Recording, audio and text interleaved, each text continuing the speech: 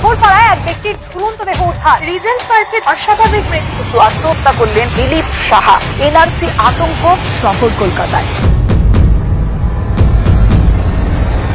SIR ঘোষণা হওয়ার পর থেকে এই রিজেন্ট কলোনি, নেতাজি নগর, দুজন ব্যক্তি মারা গেছে। আজকে একজন ভদ্রলোক মারা গেছে খড়দাতে, তার নাম প্রদীপ কর। কালকে এসআইআর ঘোষণা হওয়ার পর ভদ্রলোক এতটাই ভীত সন্ত্রস্ত হয়ে গেছে যে কোনোদিন নিজের শোয়ার ঘরে গিয়ে তিনি ছিটকানি আটকে বা দরজা বন্ধ করে কোনোদিন ঘরে শোয় না। দরজার খিলটা আটকে ছিটকানি মেরে তিনি শুতে গেছে। আজকে তার মৃতদেহ উদ্ধার করছে এবং তার সাথে তার সুইসাইড নোট। সেই সুইসাইড নোটে প্রয়াত প্রদীপ কর তিনি লিখছেন, আমার মৃত্যুর জন্য দায়ী হচ্ছে এসআইআর এবং এনআরসি।